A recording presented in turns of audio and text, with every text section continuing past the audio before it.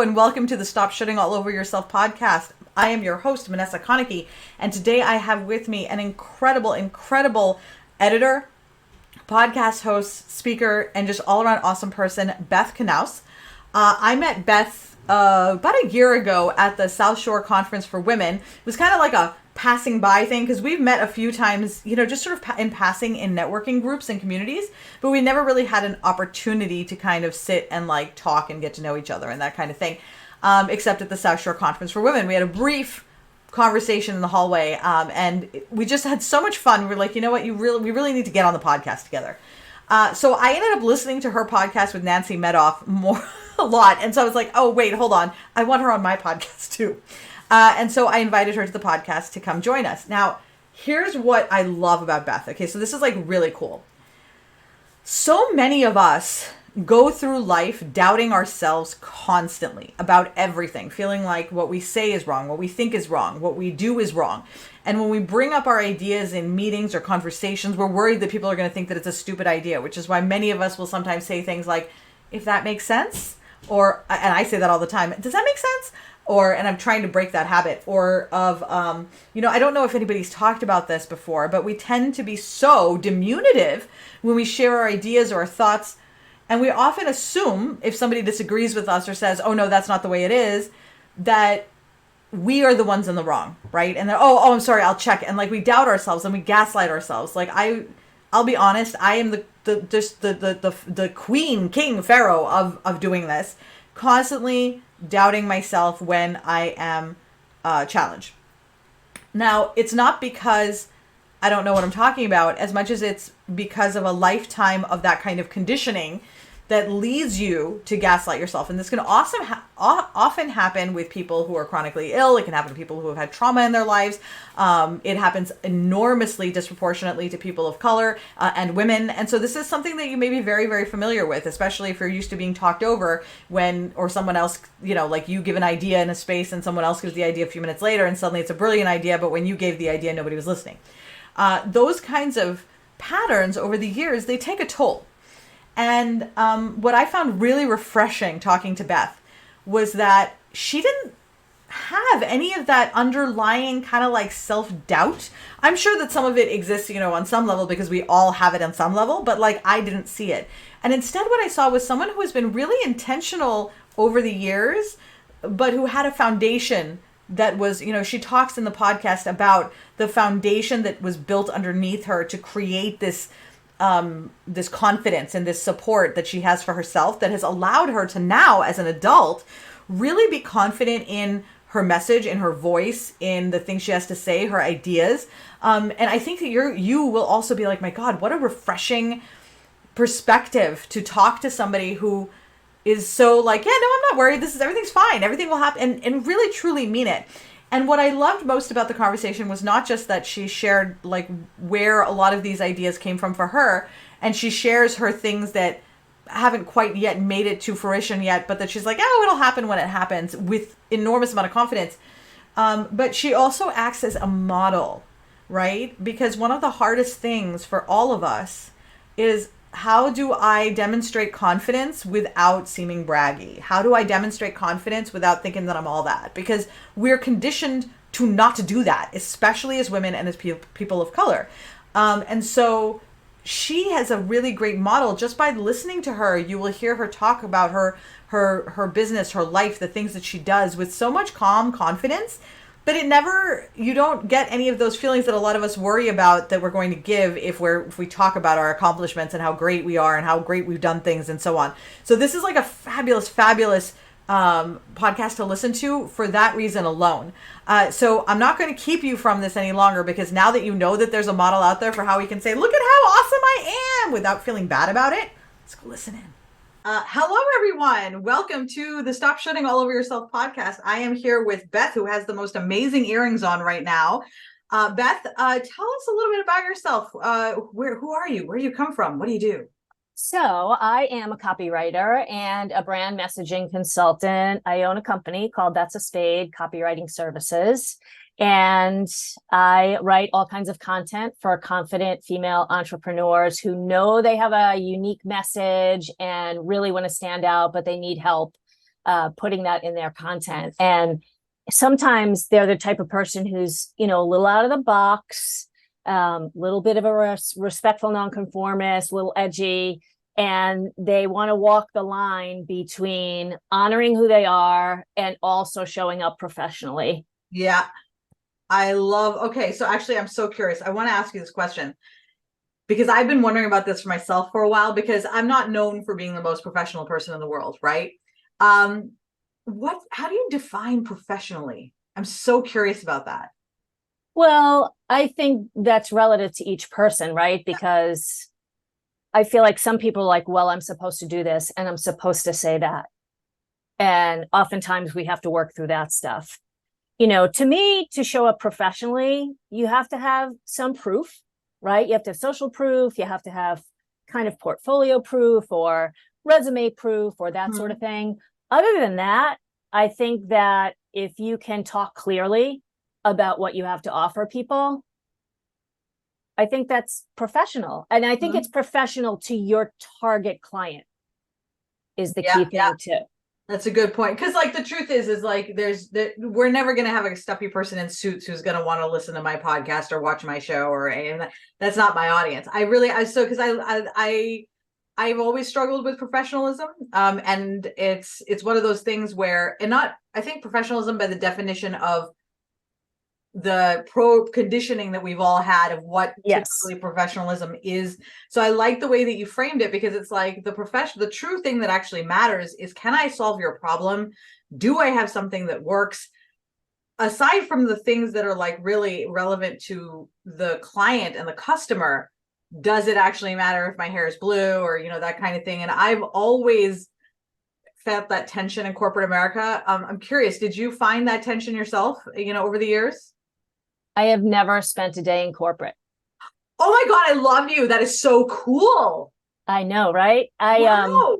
Yeah, so you probably don't know any of this. So I spent 35 years in the beauty industry and in different capacities. So, because I went in high school, I went to get my hairdresser's license, but I also went to college and got a degree in small business management because I knew I wanted to open a business. So when I moved to Boston, I did open a hair salon in the financial district, and I loved it. I sold it to stay home with my kids, cut some hair at home, but I worked as an educator for a hair care company. I worked at trade shows. I worked backstage. I worked in sales. I did a bunch of different stuff. And then later I worked for a company called Art Matters, and I did art presentations for groups. So like history awareness, and that was a really great job too. And so always things that had to do with communication and creativity. And so when people talk about corporate, I'm like what? Like what's happening? That's amazing. It's interesting because like so much of my audience is typically they're small business owners. They've all been small business owners. I bounced in and out of those. I actually never thought I'd run my own business. It was terrifying. I fell into it by accident. I was like, damn, I really love this. And I did enjoy it for many years. I'm taking a little bit of a break now. And I'm taking it for like a reason, right? But I'm like, I know I'm going to go back. Like, it's because I really do like the independence. Like, I really don't like, dude, I really cannot stand having to clock in and clock out. Like, it's just, I'm just like, okay, this is the price you pay. Inside, I'm like, okay, so let's come back to the name of your business because it's so cool. I'm curious, where did the name come from? So I was raised by my dad, who was a really wonderful communicator and knew how to compassionately be direct. So there was never any, beating around the bush or things like that. And if it was a difficult subject, he would say, let's call a spade a spade.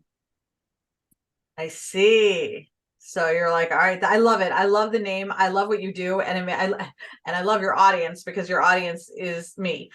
So of course I love your audience. So to give people a little bit of background, Beth and I are, we're both local to Massachusetts. Now I think we both moved here. Where did you move from? I grew up in Long Island. In Long Island? Oh, okay. So you also say water. I try not to. My wife is from New Jersey. My therapist is from Long Island. And so like anytime I hear someone say water, I'm like, oh, hey, I know you. That's right. I know where you're from. Yeah, no, when I worked as an educator for a hair care company, I heard myself a lot, right? And then I went to do those art presentations. And so I was like, I want to sound neutral. I want to be as neutral as possible. Yeah. So my kids will say when I'm angry and after I've been to New York, they can hear it. But not now. Do your kids, were they raised here in Massachusetts? Okay. So do they have any inkling of the Mass accent or like drop their R's ever? It's funny. I don't think so. And I think so. My older daughter went to Philly for college and then she lived there for 4 years. So that's a whole different thing. And I think she's got the same thing. But I think because they heard me trying to be pretty neutral, they kind of went with that. Yeah. Yeah. I totally derailed that. I was like, oh, I'm just curious about this. Tell me that. But coming back to like so I was listening to the anniversary for the Unmute Yourself podcast, which if nobody's listened to it yet, well, my listeners should already be listening to it. But if you haven't, you need to go listen to it right now. Because I talk about Nancy like constantly. Her book, Unmute Yourself, it literally changed my whole life. I give it away. I have copies that I just hand out to people. I'm like, here you go, take this book. Then why are you giving it to me? Because you need this book. Trust me, just take it. And we were talking about sharing our ideas, right? And sharing our vision and ideas. And the conversation really came, and I sort of want to delve into that a little bit about like the fear of sharing our ideas and like the response for those, because I'll admit, even now, like I have ideas that are really not in alignment with the way that we have typically been told you handle, that you manage people at work, right? So my philosophy is you start with the employee and identify how to create joy and happiness in their lives, in their work. And they will then generate all of the work that is needed. They won't need you to oversee them. They will be self-motivated to do things, but you got to start with the employee. But everywhere I've ever been, it's always top down. You've got to, that kind of thing. And anytime I have an idea, I always feel this pang in my chest of like, because they'll be like, no, you can't do it that way. And I'm like, I'm an idiot. I'm totally an idiot. I know nothing. And that was kind of what you and Nancy were talking about. It really, really resonated with me. So I'm curious, like when you think about that kind of, bringing up your people's ideas in places where they might be rejected, what are some of the things that come to mind for you? So first of all, I'm going to go back to what you just said. So when I had my business, I'm going, but I don't even want to tell you how far back. It was before the millennium, and that's all I'll say. I had 10 employees and everybody was motivated by something different. So not everybody got the same opportunities or got the same pay. Not everybody's looking for money, right? Some people are looking to be educated. Some people are looking to be stroked. Some people are looking for a leadership position. So, I think you're right. You need to listen to people and hear what they see for themselves. You may not see it, but I think you have to be open to that. And I'm not scared really personally to say things to people about what I'm thinking. But like when I share something, I want to be able to say to you, Minessa, I see myself on the stage at the Berkeley Performance Center, talking to people about my book. And, other people would be like, what? Like, because they just don't have that kind of vision. And so they don't see it. So fun fact, own a movie script. Oh, yes, the movie you're making. It will be made. It will be made eventually. Hey, movie scripts are evergreen, people. So if anybody has one, you never know. But I had somebody that said to me, well, do you really think that this is a thing, that it's really going to happen? Where are you going to get the money? Where are you going to blah, blah, blah? And this was somebody who was just stuck in like, not that there's anything wrong with middle class because I'm here, just stuck in that middle class place, just like not motivated to like expand or do anything. And it was just like, well, why would you want to do that? And I was like, you know what? I'm going to have a journey one way or the other. I have met fabulous people. I've got to edit a movie script. I've got to go to New York on multiple trips. We had a reading, lots of things happen that were wonderful for me. And the movie hasn't been made yet, but it could get made. So it's not over. And I see that as this fun thing that I have on the side. But I remember before I opened my business, I talked about having a business and I was young. So people would be like, yeah, okay, whatever. You're a hairdresser. Yeah, sure. You're going to have a business. I moved to Boston. I didn't like the people I worked for. And my father was like, you know what? When I think you're ready, I'll give you the money to get started in business. A month later, I called him up. I'm like, listen, I took credit card advance and I signed a lease and I'm opening, a Spade. That's amazing. I'm not waiting for you to say I'm ready. I know if I'm ready. I know what I'm capable of, but I know that not everybody has that. Oh my God, you just hit so much key stuff there. Cause I think one of the things that has been such a challenge is, and this is why I named the podcast Stop Shooting All Over Yourself, right? Is because everybody has an opinion about the things you should be doing or what you should do, right? So you say, I've got a movie script, right? And I can see the people going, well, oh my God, this is going to fail. And she's going to be so devastated. So what can I, because they're afraid of failure. It has nothing to do with you. It has to do with their own fears, their own anxieties. Like, oh my God, you're so brave. I don't feel like I can do that. And they will kind of project their fears onto the other person.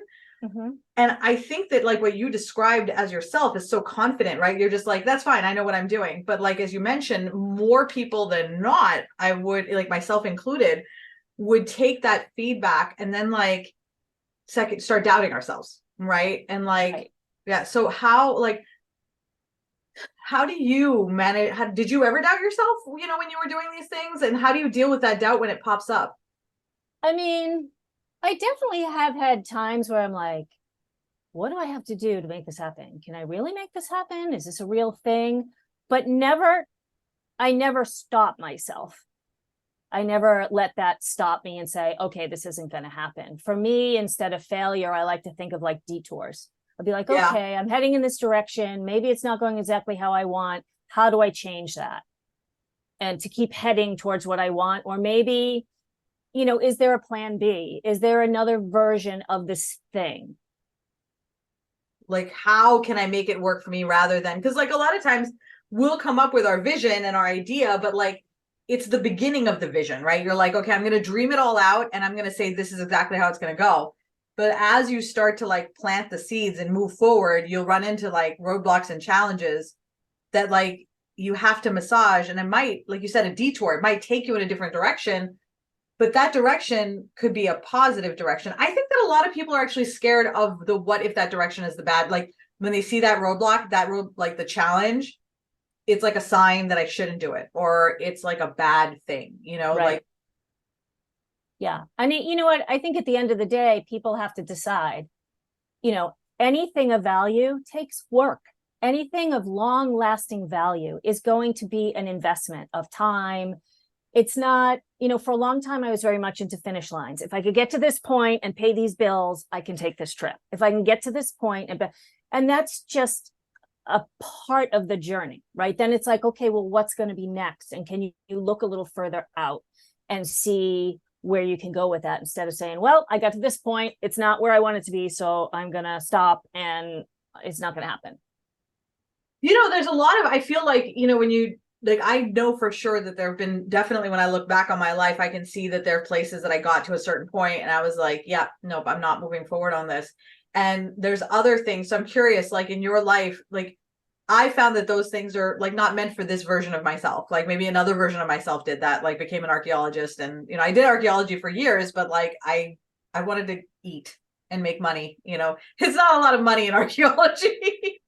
And yeah. So I went to the healthcare industry where there's, ample opportunity and lots of money and lots of security. But then, then I ended up falling into business ownership, which turned into everything kind of leads you on a path. So have you had things that you were because that you did, and then you're like, all right, I've done it as far as I want to. I actually really don't want to pay the price I'm going to have to pay to move it to that next level.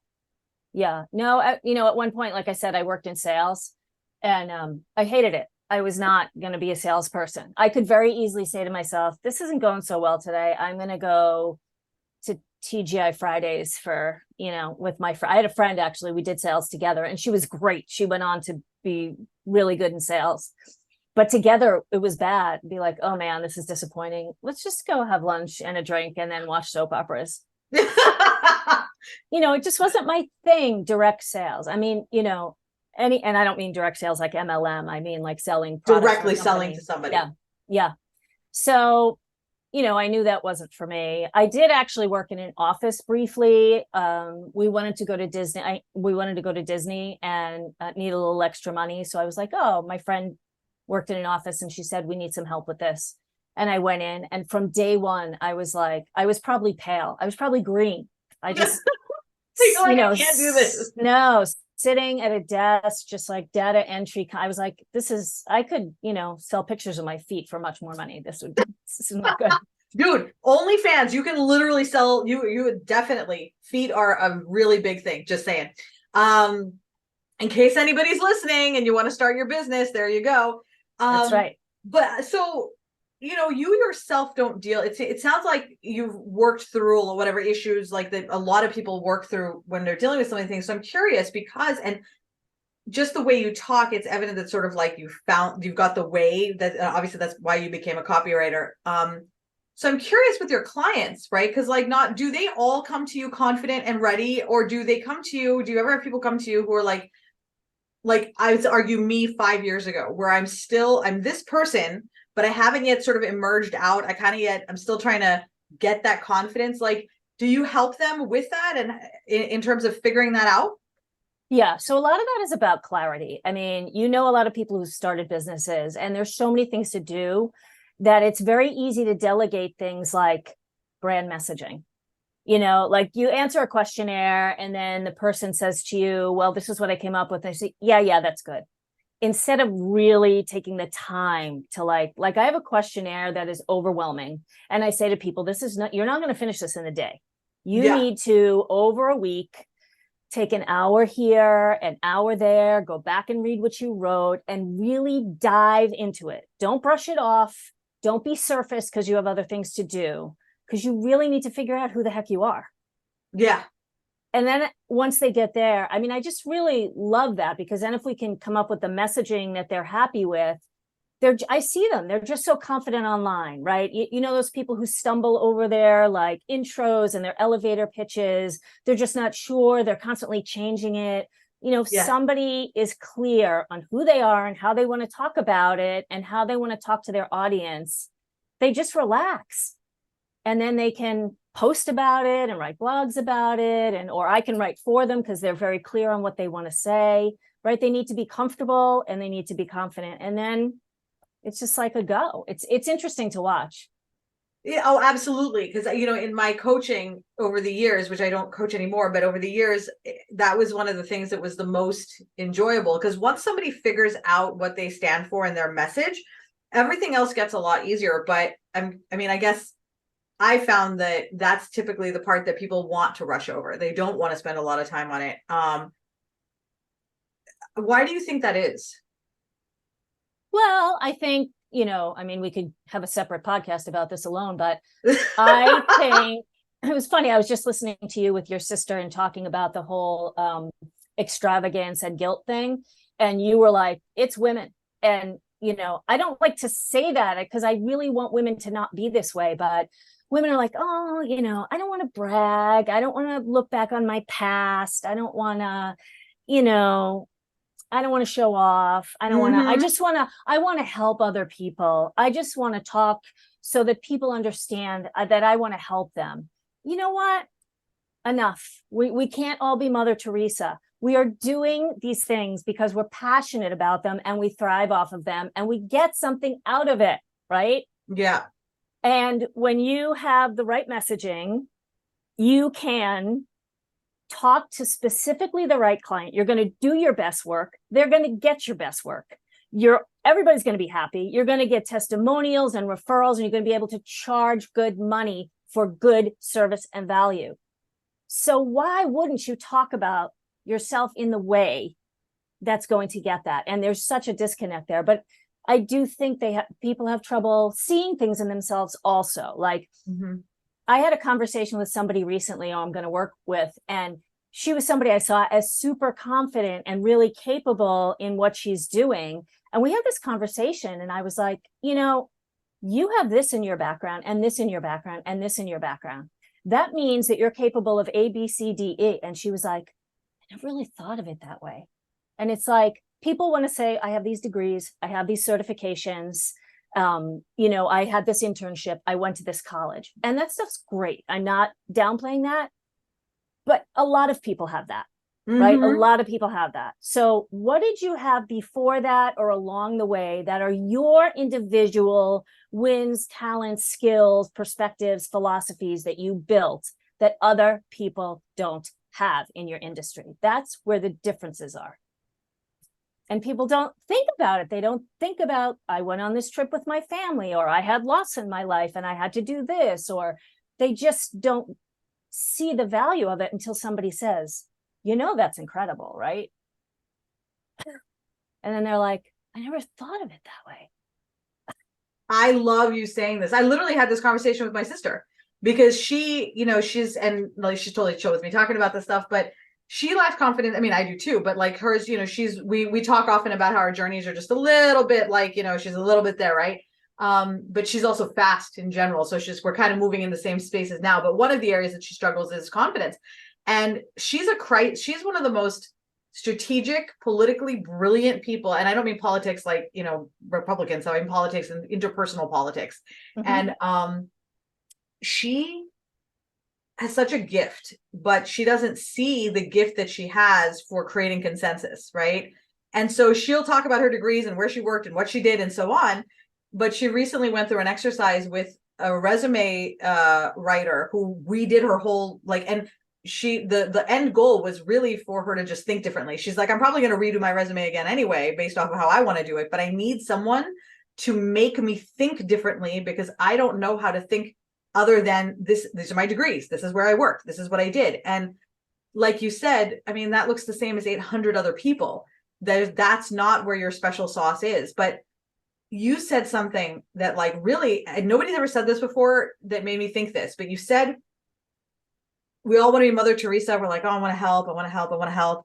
And then you're like, you're doing this because you get something out of it and we thrive off of it.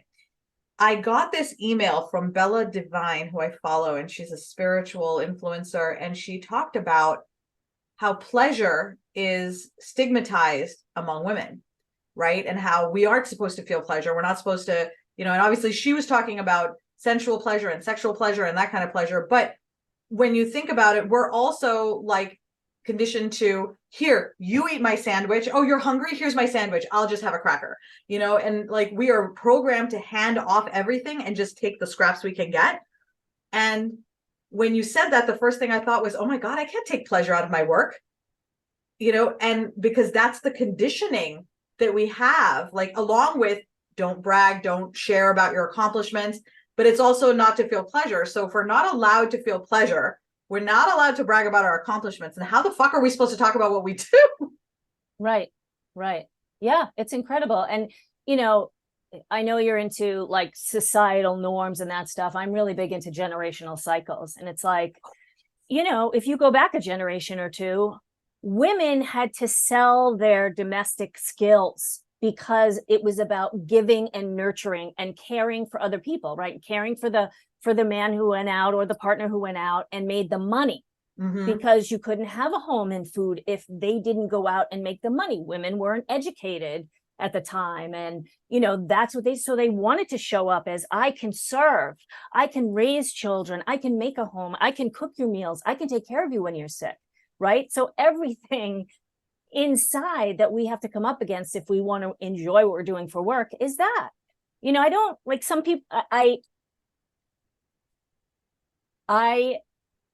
do want to help people. I want to help these women that I work with, but I want to feel rewarded because I helped them. Right. I want to feel like I did some kick-ass writing for people.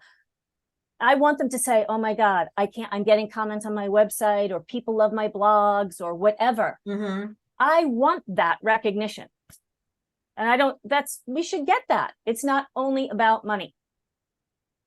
I also love that you just said, I want recognition, because that's also something that, like you said, that is absolutely what a sin you have just committed. I feel like we're going to make that into a sound bite there. It's because you know what the truth is I think, did you ever watch the movie called Stepmom with Susan Sarandon and Julia Roberts? And I'm asking you this question as someone who didn't watch the movie.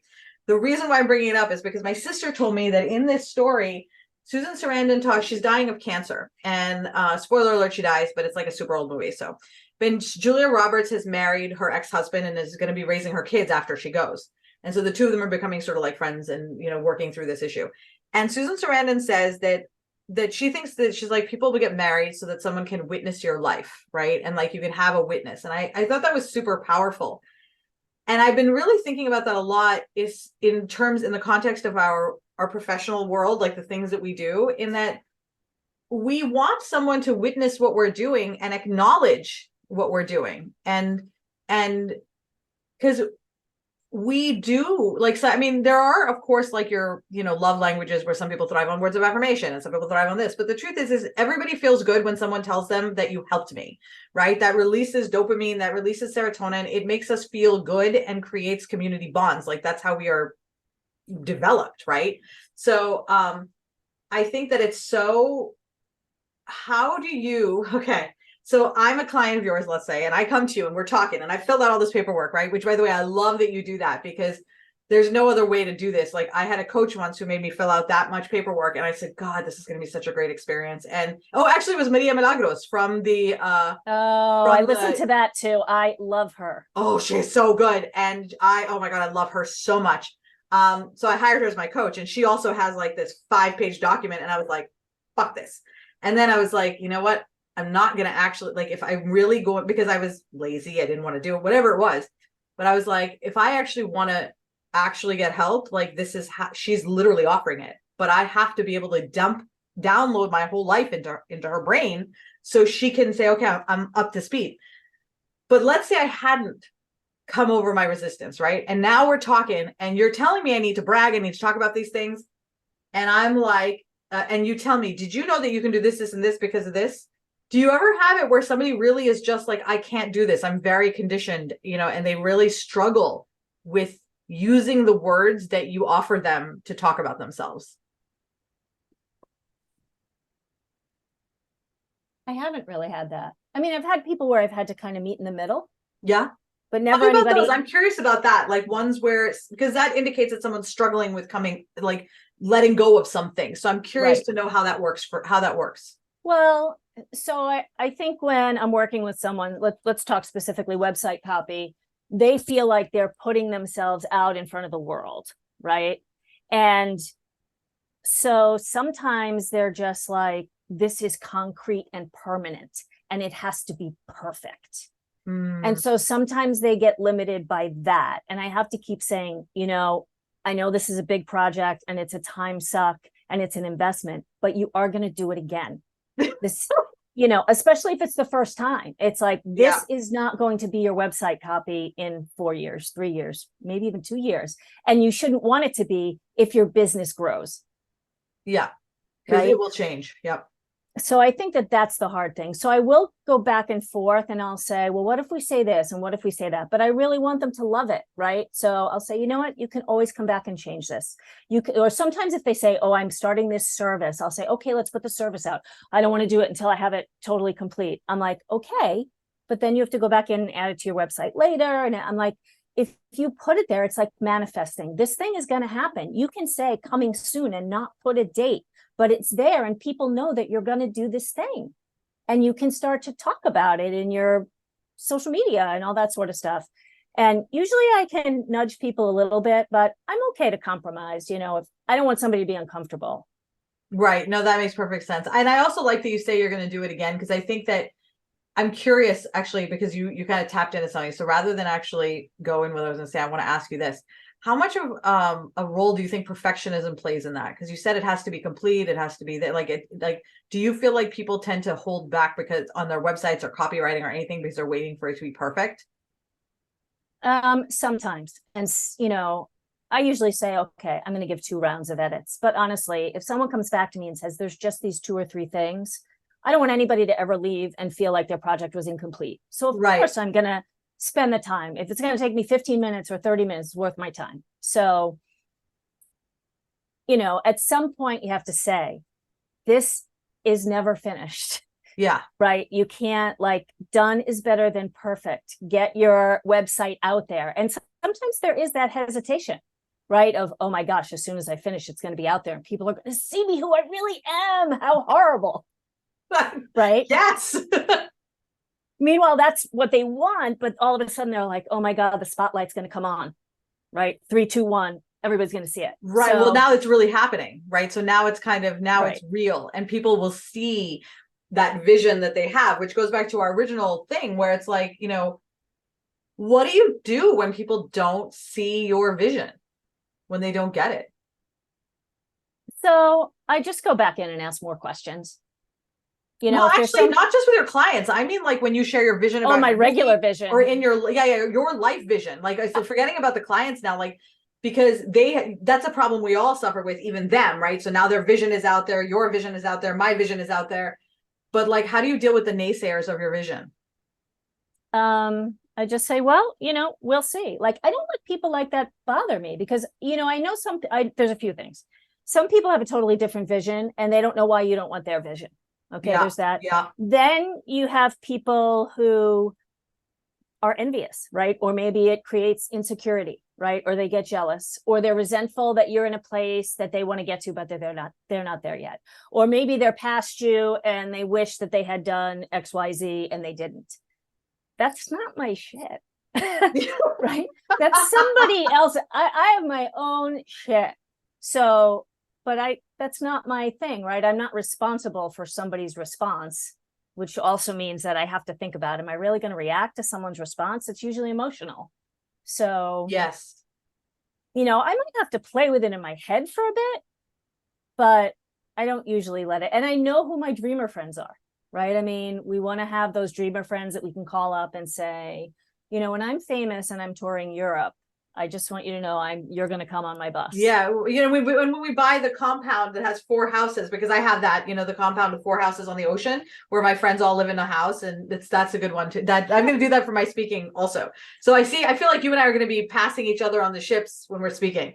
Yes. Yes. So I don't know. I just feel like I know. So I grew up as an only child. So I was used to not saying everything out loud, I think. Or just talking to myself. It's not like I had siblings where we were constantly talking about what we were going to do. And, you know, my dad worked. I wasn't close to my mom. And I don't know, I was on my own. So a lot of the times my ideas are in my head and I don't even say them out loud.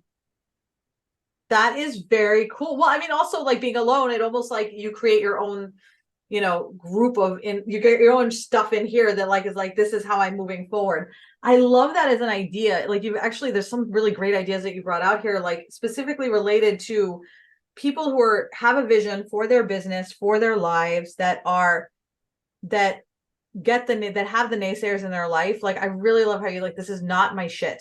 Right. And I think that so many of us forget that. And that was a really powerful lesson for me to learn, that like someone else's life choices is not a referendum on mine. Right. It's like, it's totally fine for us all to make our different life choices and for us to like cheer each other on. Even, you know, so what if somebody's making like a mistake? What the hell does it have to do with you? Like, nothing. Exactly. Exactly. You know, I feel like when we look at other people's stuff, right? Like, I live in Norwood, Mass. I don't know if you know where that is, but next to us is like Westwood. And sometimes I drive down these beautiful streets and there are these multi-million-dollar homes and they're gorgeous. And then I say to myself, what are you kidding? You have a house with 20 rooms? What, for me and my husband? Like, you know, mowing the lawn would take 6 days. Well, and that's it. And then I'm like, oh God, then you got to pay somebody to mow the lawn and the electric bill. And, you know, cathedral ceilings are great until it's, you know, 20 degrees out. It's just, then I say to myself, this is not who you are. Yeah. They're beautiful and you can admire them. And kudos to the person who worked to get to that point. That's their dream, but it's not my dream. And it's okay. Right. I've driven past those same houses in Westwood, by the way, and done the exact same thing. And it's especially fun to do it at Christmas time, you know, like when the snow is out and it's so classic New England. It's so classic. And I just love, and I do the same thing where I'm like, oh man, you know, God, like, as you can see their perfect tree and everything. And I'm like, oh, so lovely. And then I think to myself, I mean, I literally live in an 800 square foot space and that's all I really need. Like, what would I do? I'd have to clean that space. I don't want to hire somebody to clean that space. Taxes. I'd have to pay taxes on that space. Oh God. And their taxes are high in Westwood. No good. But yeah, I mean, I don't know. I guess everybody's vision is their vision, right? It's all relative. It is. And I think it's boring if we all have the same vision, right? Because like if I had the copywriting vision that you do, then what would we be talking about right now? Because I would have nothing to learn from you. We'd just be sitting in an embarrassed silence. So it's, which is weird for a podcast. Of course. So I love that. So how did you, so now you and, okay, by the way, when I went to your website, God, because I didn't know you and Nancy did a podcast together when I first met you back then. And then I saw your podcast together, and after I saw your site, I was like, I can see why these two got together. Like I can just, you guys, and then of course, seeing you on the podcast, you guys have great synergy. But I am curious, how did that come to pass? So I had met Nancy in some networking group, and we ended up in a couple different groups together. So we knew each other. And then she kept talking about, I want to write this book. I want to write this book. I want to write this book. And one day she was like, do you edit books? And I was like, I don't advertise it because I'm pretty selective about it, mainly because I want to buy into the topic.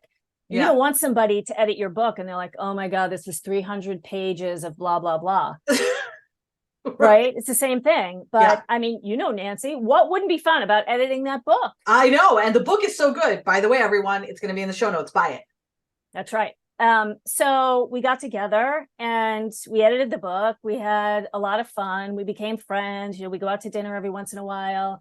And then, I don't know, a month or two passed after the book stuff settled down. And she was like, I think we should do a podcast that's based on the stuff in the book. And I was like, all right. I was like, let's try it. What's the worst thing could happen? Right? Yes. What's the worst thing could happen? It doesn't go well. It's not going to affect my copywriting. Right? I mean, yeah. And that's another thing with having a vision, right? Like, what if it doesn't go well? Okay, so we'll pivot or we'll detour or we'll find some other journey. But you have to, well, you're not going to try. You're just going to say, oh, this might not work. This might not go as I exactly see it. So why wouldn't I do it? But yeah, I've had a thought twice and I lost it both times. I can pause in silence if you want it. Like, does it help you to talk about something to find the thought, or does silence finding it help you to? Yeah, I'm better off to talk about it. Okay. I know what it is. I know what it is. See? Okay, hit me. What is it? I knew that would do it. What is it? Nancy and I talked about this in an episode about the difference between a dream and a goal. Yeah. Right. So it's one thing if we say, oh, someday I'm going to be the queen of blah, blah, blah, and I'm going to have a palace and whatever it is that you want, right? And I own a Caribbean island and whatever. It's another to have a goal and say, there's a thing and I want it. Yeah. I really want it. I want it enough that I'm going to do what it takes to get it. So, you know, when you're saying, oh, I wish I had this, right? We hear people say this all the time. I wish, blah, blah, blah, I wish. Do you want it? Or do you just know it's a dream? And it's okay to have dreams, right? And fantasies and whatever. But there is a difference between a dream and a goal. And I think when you're creating a vision, that's part of it, right? Because it's kind of the middle ground of, I'm working towards making this a goal. It started as a dream. Maybe it starts as a dream. But you have to decide at some point, is this a goal? Is this something I'm really going to try to get? That is so important, because I think that, you know, for many years, I dreamt about living right on the water, you know, and I literally would lay down at night and just dream about the view, and I'd just be like, this is going to be my view. This is going to be my life. And I dreamed about it, but like, I didn't do anything to get myself further to that dream. Like we weren't house hunting. I wasn't saving to buy a house. Like none of that was happening. I had a lot of goals, you know, in between that had nothing to do with this. They were just goals about growing, goals about making money, saving money, the whole nine, right? 2.5 years ago on a vacation, my wife and I were talking, and we had now been homebound for, you know, we'd been, you know, COVID. And so she didn't have to commute. I wasn't commuting. We're like, why don't we move to the water? And so we didn't think we'd get a house on the ocean, but we were like, all right, we'll get something in Plymouth so we can sort of start to. Nice. And so our goal at that point was to get the house in Plymouth, anywhere, just as long as it was. Well, what ended up happening though was we found this fixer-upper that is literally falling into pieces. Like the roof was broken, and there's no heat. The heat went out during a snowstorm. There was no insulation. Like we rebuilt the house while we're in it. But we found a house literally, I'm looking at the ocean right now, like on a cliff, 100 feet up. Like it's literally just right there. So cool. And, but when I set it as a goal, we were ultimately able to achieve, and this isn't even what we were going for. This just kind of happened along the way while we were doing it, but we had set the goal and we had done the steps. And so the question, to bring it back to our earlier conversation, we're like, well, what if it doesn't work? Well, what if that detour takes you to something better? Because the house that we were looking for, that because we thought we could afford, was a house that would be a little bit farther out, that we could walk to the beach or drive to the beach. And then, so this wasn't even on our radar. The detour we took was a falling apart house, but it's the house we wanted, right? So like, I think we always anticipate the worst case scenario. So like you said, it makes it hard for us to say like, well, what if it fails? So we'll just fail before we even start, because we won't even start, right? But to your point, like, and then sometimes we can keep something as a dream for 10 years and be like, well, I've wanted this for 10 years and I still haven't gotten it. And it's, well, that was your dream for 10 years, but have you set it as a goal? Which I think I would not have ever had this. Like, I'm actually like recalibrating my brain as we're talking, because I can see how for the 10 years before it was just a dream, but then it became a goal. And it's like, what steps do I need to take to get me there? And then that pushed me there. So like, I think we can, do you feel like people give themselves shit for not achieving goals that were actually set up as dreams in their head? You know, like they haven't actually set it as a goal, but they think it is because it's a dream. That's a really cool thought. Yeah, sure. I think that's possible, right? That is, it really puts a new light on disappointment, because like now I feel like in the future, I really need to be mindful about what I'm actually doing. Because I think, how often do we say, oh, I can't wait, I wish I had this, right? And it's like, oh, well, this didn't happen. It's like, well, did you do anything? Right. And you're right. Yeah, because maybe it is a dream, or maybe people stop too soon, right? Or they say, well, I didn't achieve the goal in the time that I wanted, or with the money I had to invest. Maybe it just takes a little more money, or hiring one other person, or being patient for another 2 or 3 months. Do you know what I mean? Like, instead of just saying, well, I said this day and I didn't get it, so I'm just going to give up. It sounds funny when you say it that way, actually, but I've been there and I'm laughing at myself because I know I've done that. But it's like, when you say it like that, it's kind of like, well, I mean, why would you do that? That seems silly. Like, I've come this far. I've run this marathon all the way to 25 miles. I think I'm done now. I think I'll just sit here because I haven't crossed it in my time. It's like, dude, just finish the marathon. You've literally got less than a mile. Like, why not just finish it? Right. Yeah, absolutely. So, yeah. You're never going to catch me in a marathon, by the way. Never, ever, ever. Me either. I do not run. I walk slowly. So I ran the mile when I was in high school, and it took me 30 minutes. And Mr. Gann was like, Minessa, please, I need you to do it in less than 20 minutes or I can't pass you. Can you do it one more time? And I was like, Mr. Gann, I can't do this. He goes, please, just 19 minutes. I just need to. I'm like, all right. 19 and a half. Just do it. I had a dude, actually, his name was Kumail, and he had already finished it. He did it in like 4 minutes, super fast. And he actually walked behind me the whole time giving me a back massage. And that's how I ran my second mile that day. Oh shit. No, I lost. Oh, okay. I wanted to come back to you talking about you meeting Nancy.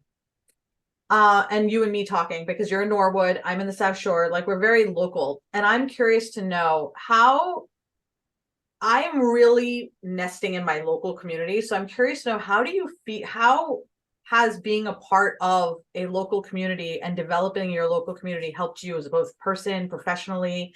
I'd love to hear a little bit about that. That's really interesting.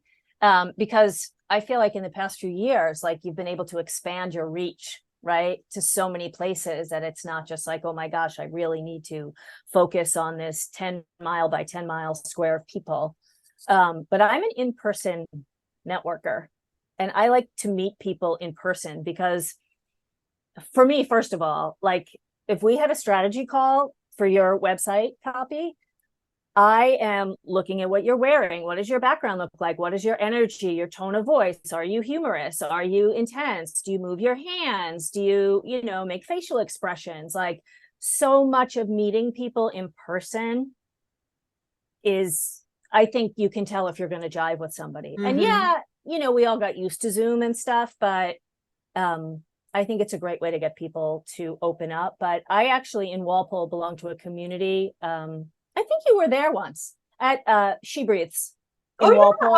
Absolutely. That's in I don't even know where the building where that is, because there's a co-working station right next door to it. Yep. Right. And that's a wonderful community. And I've been there since day one with Jen and watched it evolve, and, you know, different people come through and different members, and just being able to help people. And, you know, I talked to a lot of people there, like pro bono, that are, you know, they're in transition, or they're in, you know, healing fields where they have a really hard time with the marketing thing, and put a lot of time in there to help and support people. And I think it's great. There's always payback with that, right? There's always, like, you know, 2 years later, you get a referral from this person, from this place, you know, somebody you never even worked with, or somebody who pulled your name out of a hat, and you may not even remember their name, because they know that you're a good person, a kind person, a generous person, a genuine person, right? I really like what you said about it may pay off 2 years down the line. It always pays off. I think that we're a very transactional society where we typically say, okay, Beth, I've now spent time with you and helped you with your resume, or you've helped me with, you know, pro bono. And now what are you going to do for me? Are you going to give me a customer? Are you going to give me this? Right. Like, and that's not how I see the world. Right. Because I think that, like, the world is bigger than that. So, like, I help you, and 6 months down the line, someone else comes and helps me. And then 6 months down the line, someone else helps them. Like, Yeah, it's a universal balance, not like and it doesn't happen. Like, a lot of people, I think, join communities and they expect there to be, like, I'm going to find clients here, I'm going to be able to get more clients, it's going to happen fast. And it's like, really, you've got to, like you said, you've been in She Breathes since the beginning, and I've heard about She Breathes since I moved. Like, I've always heard about it. And in fact, the only reason I'm not a member of She Breathes is because it's so far away. I really wanted to join, but it was just so far I couldn't. And Jen and I talked a couple times, and she's like, well, you know, we have virtual, blah, blah, blah. But I really wanted to do in person, because, like, that's sort of what I'm like. So I'm sad to not be a part of it, but so glad that you are. And guys, if you want to hang out with Beth, then you have to go join She Breathes, which is in it's Westwood. No, it's Walpole. And there's a nice co-working station next door if anybody's looking for a co-working space. Beth, it has been such a joy talking to you. You are so much fun. Tell me, how can, you know, I have lots of listeners, and almost all of them are business owners looking for copywriting help and help with what you offer. How do they find you? How do they get your services? So I have a website, and it's that'saspade.com, and hoping that in maybe 2-3 weeks tops, it'll be a brand new website. Oh, yeah, I'm waiting on the content writer. Oh, please. I've been very humbled. And they can find me. I'm on Instagram and on Facebook as That's a Spade, and on LinkedIn under Beth Knaus, and email bethknaus@that'saspade.com. fabulous. Thank you so much for your time today, Beth. This was awesome. Thank you for having me.